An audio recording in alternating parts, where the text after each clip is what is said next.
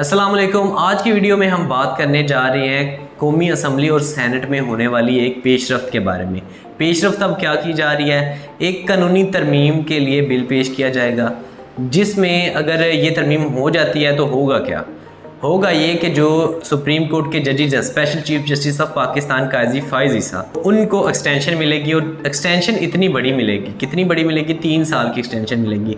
जो special chief justice होता है उसको तयन किया जाता है 3 साल के लिए। अगर ये तरमीमी बिल पास हो जाता है तो 3 साल की एक्सटेंशन मिल जाएगी। काजी फ़ाइज़ ईसा जो कि अक्टूबर 2024 को रिटायर होने जा रहे हैं, अब वो अक्टूबर 2027 को जाकर रिटायर होंगे अगर ये बिल मंजूर हो जाता है। तो इसमें फ़ायदा किसका होगा, इसमें नुकसान किसका होगा, इसमें हुकूमत का क्या किरदार है। इस तरमीम का आइनी मकसद सुप्रीम कोर्ट के स्पेशली जो जज हैं, सुप्रीम कोर्ट के जजों को एक्सटेंशन देना, जो रिटायरमेंट उम्र है उसमें इजाफा करना, जो कि ऑलरेडी 65 ईयर है उसको 68 ईयर कर दिया जाएगा। ये तरमीम सिर्फ सुप्रीम कोर्ट के जो चीफ जस्टिस हैं काजी फ़ाइज़ ईसा उन पर ही लागू नहीं होगी, बल्कि जो बाकी जजेस हैं जिनमें justice Mansoor Ali Shah, justice Yahya Afridi, justice Ayesha Malik और दीगर की मुद्दत मुलाजमत को भी बढ़ा दिया जाएगा। अब इसमें हुकूमत का क्या किरदार है और हुकूमत को क्या फ़ायदा है। हुकूमत जो कि इस वक्त पाकिस्तान मुस्लिम लीग नवाज़ की है, ये भरपूर कोशिश कर रही है कि जो आइनी तरमीम ये की जा रही है ये हो जाए।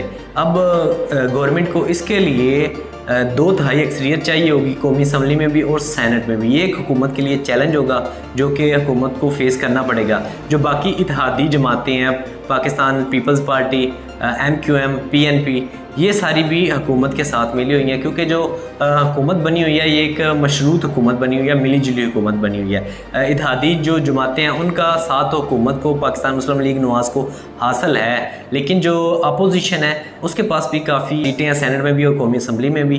तो ये एक उनके लिए चैलेंज होगा, क्योंकि जो हुकूमत के इत्तेहादी हैं वो भी कुछ इत्तेहादी इस हक़ में नहीं है कि ये जो आइनी तरमीम की जा रही है ये तरमीम हो। ये तरमीम करने के लिए कौमी असम्बली में 224 और सेनेट में 63 वोट दरकार है। इस वक्त हुकूमत के पास कौमी असम्बली में तकरीबन 211 सीटें हैं और सेनेट में 54 अरकान हैं जो हुकूमत के साथ हैं। बाकी हुकूमत को अरेंज करने पड़ेंगे, पाकिस्तान में अरेंज हो जाते हैं, तो अब वो कैसे करेंगे ये उन पर अब डिपेंड करता है। चीफ जस्टिस काजी फ़ाइज़ ईसा वो अपने पहले भी बयानात में कह चुके हैं, बारहा उन्होंने कहा, काफ़ी जो सहाफ़ी हैं उन्होंने उनसे सवाल भी किए थे कि क्या आप एक्सटेंशन लेंगे।